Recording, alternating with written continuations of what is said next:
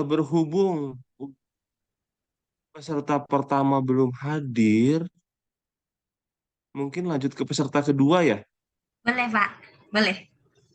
Oke, untuk peserta keduanya ada Bu Hasanah Setiawati. Sudah siap, Ya, Bu? insya Allah. Bismillah. Ya, Oke, silakan Bu, dimulai. Dicoba di ini dulu, ditampilkan saya izin presentasinya. share screen ya, Pak Haris dan Ya. Pak Wayan. Mm-mm. Mohon izin. Oke, silakan.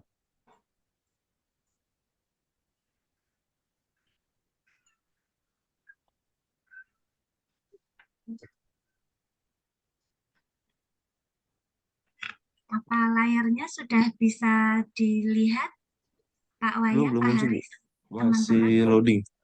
Oke. Oke. Oke, silakan. Pak, Sudah sudah muncul. bisa Alhamdulillah. Oke. Oke, bisa Untuk dimulai ya. sudah Saya saya mulai dari ya. sekarang ya. Waktunya 20 menit, dipersilakan. Bismillahirrahmanirrahim. Assalamualaikum warahmatullahi wabarakatuh. Saya Hasanah Setiawati Assalam.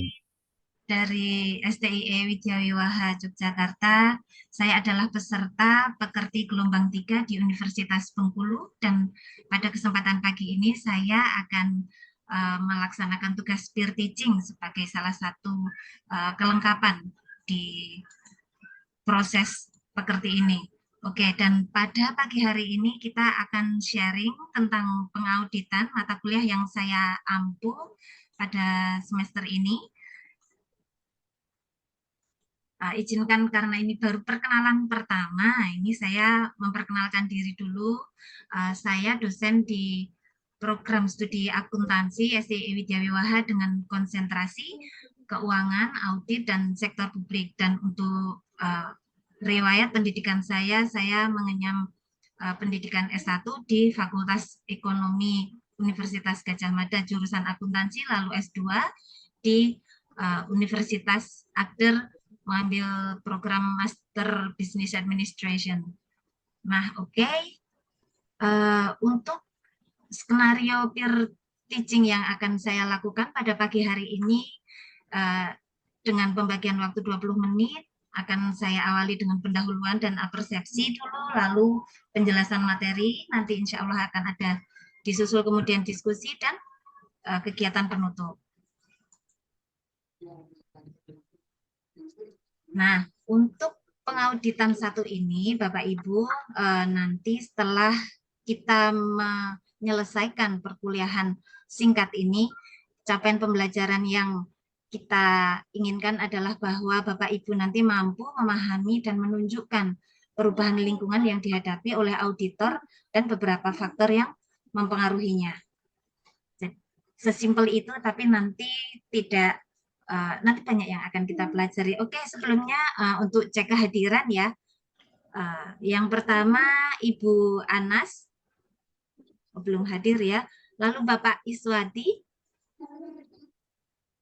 sehat Bapak ya? Oke, lalu Bapak Al Hafiz. Alhamdulillah sehat. Alhamdulillah sehat Ibu. Iya, selamat datang di kelas pengauditan 1. Lalu ada tadi Pak Al Hafiz ya, hadir ya Bapak? Alhamdulillah. Oh, alhamdulillah. Lalu Hadir, ada Ibu Miranti. Sehat Ibu Hai ya? Mas, Iya, ya, Ohio. Lalu ada kemudian Ibu Mulia. hadir Ibu. Iya, selamat datang. Dan yang peserta terakhir ini ada Ibu Rica. Siap Selamat, Ibu. selamat pagi Ibu Rica. Oke, kita akan belajar, tapi sebelumnya kita akan melihat video dulu. Ini ada review materi yang sudah saya sampaikan di pekan sebelumnya, karena ini adalah pekan kedua. Kita akan melihat video singkat dari YouTube. Tentu ini tidak akan saya tampilkan seluruhnya, mengingat keterbatasan waktu. Nah, ini sepertinya ada iklan juga dan lain-lain. Mungkin nanti bisa saya skip ya. Tapi untuk pembelajaran biasanya saya menampilkan video seperti ini di kelas yang normal dengan estimasi waktu yang normal juga. Tapi karena ini beberapa hal memang harus di pre-memori seperti itu ya. Mohon izin saya lanjutkan. Jadi video ini menampilkan tentang review definisi audit, lalu seperti apa sih program, apa kegiatan yang dilakukan ketika melaksanakan audit, bagaimana hubungannya dengan akuntansi yang sudah dilakukan oleh teman-teman Bapak Ibu di semester-semester sebelumnya. Oke. Baik, saya lanjut saja. Takutnya ini ada gambar sirup malah kepingin buka nanti. Oke. Nah, tadi Bapak Ibu sudah melihat review videonya ya. Mohon maaf ini. Nah, ini saya buat wheel of names dengan slide wheels ini. Coba yuk, mungkin ini Ibu Mulia. Kira-kira apa sih audit itu? Kenapa kita harus ngerti sejarahnya? Oke. Seperti itu ya Ibu. Lalu yang selanjutnya. Oke, Pak Iswadi ya. Iya, oke. Jadi nanti audit itu memang berkembang seiring dengan perkembangan lingkungan. Karena ini memang ilmu yang sangat adaptif dengan lingkungan. Oke, kita masuk ke materi pada hari ini. Mengapa sih kita perlu belajar audit? Lingkungan audit karena lingkungan audit itu lingkungan bisnis yang terjadi di sekitar kita itu berubah sangat cepat sekali. Oke, kalau bisa teman-teman lihat di diagram yang sudah saya sampaikan di sini, ini pertama kali kegiatan atau event bisnis atau kalau dalam istilah ekonominya akuntansinya itu asersi ekonomi. Jadi hanya kejadian ekonomi yang melibatkan dana perusahaan yang berasal dari investor. Seluruh kejadian bisnis ini sudah dilakukan oleh perusahaan dan harus dicatat secara lengkap. Nah, di akuntansi Bapak Ibu kita sudah belajar ya bagaimana mengelompokkan, mengklasifikasikan transaksi dimasukkan ke dalam jurnal umum. Lalu kemudian dari jurnal umum ini, dari semua transaksi yang ada transaksi pembelian, ada transaksi pembayaran biaya, ada transaksi penjualan, dan transaksi lainnya, investasi, dan seterusnya. Itu semuanya adalah berbagai macam asersi yang kemudian ini diolah menjadi data yang dikelompokkan masing-masing. Oh, ini biaya. Oh, ini pendapatan. Oh, ini klasifikasinya aset, utang, atau modal. Jadi ada 5 klasifikasi umum ya. Aset, utang, modal, pendapatan, dan biaya. Nah, ini kemudian akan kita olah. Begitu elemen-elemen ini masuk, data-data ini masuk, akan berubah menjadi informasi yang kita perlukan. Apa sih contoh kalau pendapatan ketemu dengan biaya, nanti kita akan memperoleh informasi laba dan rugi, dan itu bisa kita temui di laporan keuangan tahunan yang dilaporkan secara memang itu kewajiban perusahaan. Atau kalau enggak aset, utang, modal. Nah, ini juga merupakan informasi bagaimana struktur perusahaan, keuangan, posisi keuangan perusahaan itu bisa dilihat dari kalau dulu istilahnya neraca, tapi IFRS yang sekarang itu menyebutnya laporan posisi keuangan. Jadi benar nggak sih ini aset yang dimiliki itu modalnya berapa komponennya, berapa utangnya. Kalau ternyata kebanyakan dari utang berarti ternyata perusahaan ini nggak sehat. Nah, dari situ laporan-laporan tadi, contohnya laporan posisi keuangan dan laporan laba rugi ini akan menjadi knowledge. Jadi nanti akan menjadi bahan keputusan. Ini decision di sini. Ini akan digunakan oleh investor untuk menganalisis apakah perusahaan itu baik atau tidak. Jadi, dari laporan yang kita lihat, oh labanya tahun ini sekian, tahun ini 100, katakan. Kita lihat apakah perusahaan ini baik atau tidak, kita comparekan, kita bandingkan dengan data tahun lalu. Oh, yang tahun kemarin 95. Oh, ini naik nih. Tahun sebelumnya lagi, 2 tahun yang lalu, katakan 93. Oh, berarti ini ada tren naik. Tapi kita lihat dulu, nanti perbandingannya juga di industri yang sama. Nah, itu disinilah pentingnya nanti kenapa kita perlu belajar audit, karena laporan tadi segala transaksi yang terjadi dari sini terus sampai keputusan ini muncul, laporan keuangan itu rilis di pasar modal, ini relate-nya saya coba gambarkan dengan smart pen saya coba. Jadi kalau ini warnanya sebentar. Nah, di sini ada PT ini dia memperoleh dana dari investor. Ini dari investor. Uang masuk. Investor membeli saham sebuah PT. Lalu PT ini manajemennya akan menyusun laporan keuangan yang tadi saya sudah sampaikan di sini. Nah, karena manajemen ini kan bukan yang punya uang, dia bisa dong istilahnya melakukan apapun dengan uang yang dimiliki investor. Nah, di situ perlunya peran auditor. Auditor ini nanti akan melakukan evaluasi apakah pelaporan yang dilakukan oleh manajemen ini sudah sesuai standar atau belum. Jadi auditor bekerja, iya benar menggunakan standar Pak Iswati, iya benar. Jadi auditor itu kan kemarin kita di pekan lalu kita sudah belajar ya bahwa audit itu proses yang sistematis, kita ngumpulin bukti lalu dari laporan yang ada, bukti-bukti itu harus mendukung.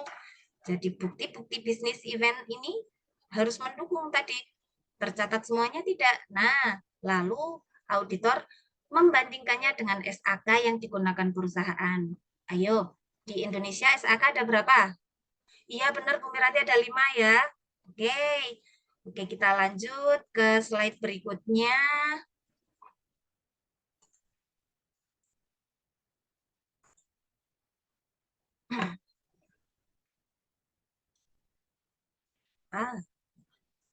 Kekliknya 2 kali, maaf. Oke, di sini sudah bisa disimak ya layar berikutnya. Nah, kita belajar tentang audit, itu kita nggak bisa ngelepasin dari sejarah. Karena pertama kali dulu ketika manusia populasinya belum banyak, kebutuhan juga belum kompleks, tukar-tukaran barang masih bisa. Petani menukarkan berasnya dengan nelayan yang ada di pantai gitu ya, nukerin ikan. Saya kepingin makan ikan nih, saya butuh beras. Nah, lalu kemudian zaman berkembang, ditemukan konsep angka. Nah, di sini transaksi ekonomi juga mulai berkembang. Kebutuhan manusia tidak hanya tidak bisa match, tidak bisa cocok satu sama lain. Karena tadi kalau untuk barter, ini ada double coincidence. Teman-teman masih ingat ini istilah dari mata kuliah ekonomi ya. Nah, kemudian begitu timbul angka ini, orang akan bilang kalau dulu barter 1 karung beras ditukar dengan 1 ekor ikan, kan nggak match ya, nggak cocok. Nah, dengan ditemukannya angka ini, oh 1 karung beras cocoknya dengan 10 ikan. Oh berarti kalau 30 karung beras tinggal dikalikan, seperti itu. Zaman berkembang, populasi manusia semakin banyak. Nah, lalu dikenal konsep uang. Dulunya ada mata uang garam, dan ini untuk penemuan angka ini back to 8.000 sebelum Masehi, kalau menurut sumber yang saya baca. Jadi ketika zaman terus berkembang, perdagangan mulai ada niaga, nah ada kan nggak bisa selamanya beras ditukar dengan ikan, lalu adalah itu namanya uang garam. Lalu ada kalau kita lihat di kisah klasik Cina gitu, mungkin ada uang kepingan seperti itu yang bisa digunakan untuk alat tukar. Lalu perbankan juga mulai meningkat. Lalu ada revolusi industri. Di sini Bapak Ibu bisa melihat revolusi industri ini sampai kita di sini revolusi industri yang 4.0. Kita di sini pencatatan mulai ada sejak zaman kalau ditemukan di sini sih mulai sejak zaman Mesir. Nah, ketika revolusi industri ini, populasi manusia sudah semakin banyak, dan bahkan ketika di perbankan ini, konsep mata uang itu kan dia tidak hanya bisa, oke, ini saya uang tukar dengan barang, lalu mereka mulai mencatat. Dengan adanya pencatatan ini, muncullah istilahnya accounting, akuntansi, dan ini dulu di awalnya akuntansi hanya mengolah angka-angka saja. Nah, lalu berkembang ada audit seperti yang saya ceritakan sebelumnya tadi, bahwa perusahaan semakin banyak berdiri di mana-mana, ada investor. Nah, dan sekarang ini audit kita paperless. Kalau dulu audit itu memang masih paper based ya. Oke. Kalau ini jenis-jenis audit yang bisa kita temui. Nah, ada audit internal yang merupakan karyawan perusahaan, ada auditor eksternal, ini yang biasa kita temui, ada Big Four di dunia, ini ada KPMG, Deloitte Touch, PwC, dan Ernst & Young. Nah, ini biasanya mengaudit laporan keuangan, tapi mereka ini biasanya juga di KAP memberikan jasa atestasi yang lain, bisa berupa audit kepatuhan, juga audit operasional. Untuk audit kepatuhan, ini akan menilai atau mengevaluasi tentang bagaimana kepatuhan terhadap aturan yang berlaku. Lalu untuk audit kecurangan biasanya melibatkan penegak hukum yang meminta audit investigatif atau fraud audit karena ada indikasi kecurangan. Kalau di Indonesia sendiri ada audit pemerintah yaitu BPK, Badan Pemeriksa Keuangan. Kalau audit operasional ini lebih ke teknis untuk menilai efektivitas operasional di perusahaan. Oke, ini materinya banyak banget jadinya agak kilat ya Bapak Ibu. Oke, ini ada fungsi utamanya. Kemarin di pekan lalu kita sudah mengulas bahwa auditor memiliki tujuan yaitu menyampaikan opini. Nah, tujuan utamanya kita sebagai auditor itu hanya memberikan opini. Laporan keuangan tadi wajar atau tidak, sesuai aturan atau tidak. Tapi ada implikasi lain, fungsi lain yang berlaku. Ternyata auditor itu juga akan menilai pengendalian internalnya dan nanti biasanya akan ditemukan indikasi-indikasi kecurangan. Seperti itu. Oke, ini ada video. Nah, ini ada sejarah yang lebih detail tentang audit. Nanti kita simak ya. Oke, nah ini saya minta teman-teman setelah ini nanti masuk ke Mentimeter deh. Nah ini untuk di Indonesia, Ikatan Akuntan Publik organisasinya adalah IAP. Teman-teman bisa bergabung untuk nanti setelah lulus ya, ikut program keanggotaan, pelatihan dan sertifikasi nanti di belakangnya lalu akan ada nama CA seperti itu. Oke, jadi ini ada banyak hal yang dihadapi oleh auditor ya. Tadi kita sudah melihat ada lingkungan yang berbagai macam, ada kaitannya dengan hukum,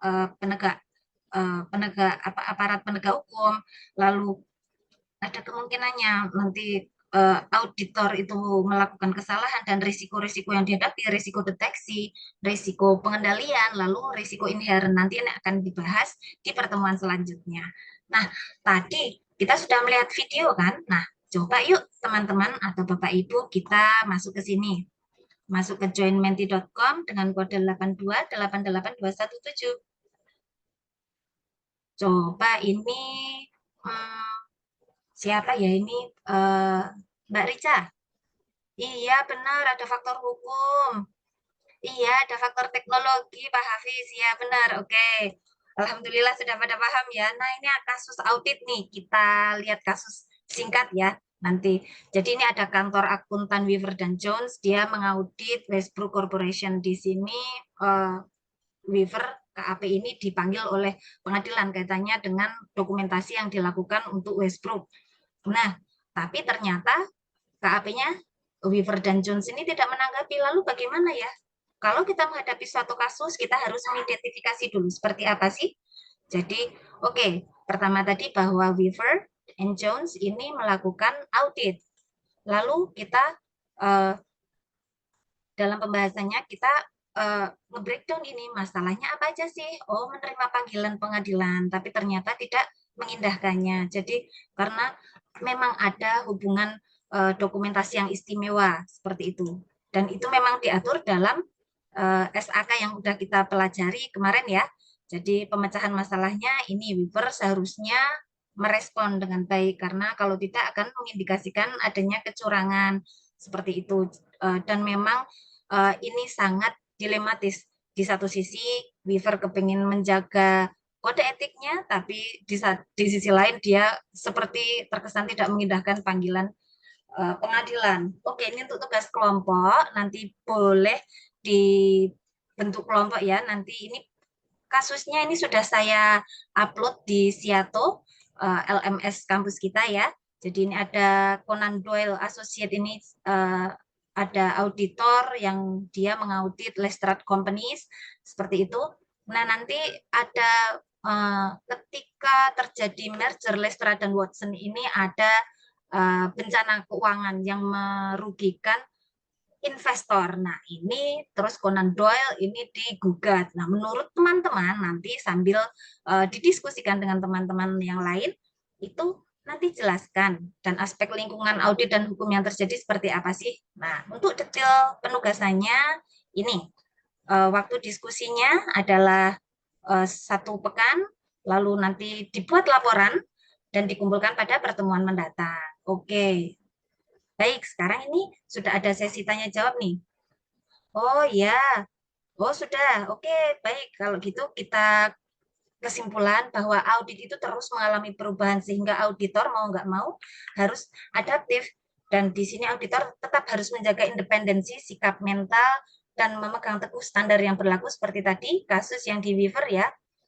Investor sebagai pengguna utama laporan keuangan harus menjadi core fokus dari auditor, bahwa auditor mengecek atau mengevaluasi bukti-bukti supaya menilai kewajaran laporan keuangan sehingga investor bisa merasa aman untuk melakukan penanaman modal di perusahaan lagi. Dan sekali lagi yang bertanggung jawab untuk laporan keuangan merupakan tanggung jawabnya manajemen. Auditor hanya memberikan opini. Iya, benar Mas Hafiz. Pak Hafiz, tadi itu adalah fungsi utamanya auditor. Oke, sekian. Terima kasih dari saya yang hebat sekali untuk belajar pada kesempatan ini. Terima kasih. Tetap sehat, tetap semangat, dan jangan lupa dikerjakan tugasnya ya. Saya akhirkan. Sekian, billahi taufik wal hidayah. Wassalamualaikum warahmatullahi wabarakatuh. Waalaikumsalam warahmatullahi wabarakatuh. Keren. Silakan Pak Wayan, monggo untuk Oke, diberikan terima kasih. feedback. Kedengaran suara saya? Iya. Dengar Pak, jelas Pak. Oke, baik. Bu Asana cukup bagus ya. Teknologi ada terintegrasi. Kemudian cuma masih dominannya ya dalam pemberian materi ini masih dominan nanti kayaknya Bu Asana yang terlalu dominan ya menyampaikan iya, Pak. materi. Ya soalnya Iya. begitu. Kesannya seperti itu. Eh, Tapi saya nggak tahu nanti di ya. real teaching itu kalau bisa itu kan nanti videonya. Mohon maaf, Oke, Bapak. oke. Sudah masuk nih Bu? Iya, sudah. Tadi nggak tahu kok tiba-tiba keluar sendiri. Oke, nggak apa-apa. Iya. Oke, kita coba lihat dulu aja suaranya lebih bagus. Jadi sebenarnya yang lebih penting adalah bagaimana mahasiswa itu yang mengalami proses pembelajaran ya. Iya. Jadi Iya, Pak. hindari kita untuk cenderung segera menjelaskan sesuatu ke apalagi yang bersifat kognitif Oh, ya. iya. Mereka bisa mengeksplor sendiri materinya. Iya, Pak. Misalnya dengan itu Ibu kalau videonya itu ditayangkan itu maksudnya apa? Karena ini memang tadi kok saya banyak yang mendominasi kelas. Tadi saya juga sampaikan di WA grup ini, Pak. Karena waktu yang terbatas, saya memang materinya yang dijelaskan banyak. Nanti teman-teman pre-memori ya, nanti nggak bisa langsung pakai Menti, nggak bisa pakai. Tapi insya Allah kalau di kelas saya benar-benar gunain ini, Pak. Jadi video saya sampaikan, lalu saya putar saya masuk ke Menti. Nanti teman-teman mahasiswa itu mereka akan pakai HP, nge-scan barcode seperti itu. Tapi insya Allah kalau besok real Itu teaching maksud akan saya. seperti itu, Pak Jadi Wayan. pentingnya video di awal itu untuk melihat pengetahuan awal mahasiswa Iya. kita itu seperti apa. Kemudian Iya. setelah itu nanti mereka sendiri ya, sebelum kita masuk ke penjelasan kita, Iya, mereka seperti apa kondisi awalnya. Nah, oke. tidak harus semua kita harus jelaskan. Hal-hal Iya, ada iya, iya. hal-hal yang perlu dijelaskan, ada yang enggak, gitu ya. Jadi efisien. Iya, Jadi dari awal sampai akhir. Nah, ini sebenarnya nih forum ini bisa dijadikan kelas micro teaching ini untuk lebih kira-kira walaupun misalnya bidang kita beda ya, kita nangkap nggak apa yang di video itu, gitu loh. oh, Untuk oh sekalian iya. test case ya. Eh, Kemudian itu perlu ditayangkan walaupun mungkin pokoknya mungkin sepintas gitu ya. oh Setelah gitu, Pak. itu nanti kalau di real teaching itu benar-benar videonya secara utuh, kemudian kalau misalnya ada brainstorming di situ brainstorming, Iya, kemudian nanti berdasarkan itu kemudian kita baru mulai apa yang kira-kira perlu penekanan dalam pembelajaran kita. iya. Itu. Kemudian Siap, siap, sampai Pak. akhirnya mereka yang mengalami proses, dia yang berpikir, dia yang presentasi bila perlu ya Nggih, untuk siap. materi yang kita berikan. Gitu. Saya kira itu sebagai cukup bagus, teknologi sudah Ibu kuasai banyak ya, itu saya Ya, mendukung sekali nanti ya, Ibu mengajar di ya. kelas. Terima kasih Kapan? banyak feedbacknya, Bapak, masukannya. Ya, saya kira Terima itu kasih. aja. Terima kasih. Ya, matur nuwun sekali lagi ya. Sampai-sampai. Terima kasih Pak Wayan. Selamat Bu Hasanah Setiawati.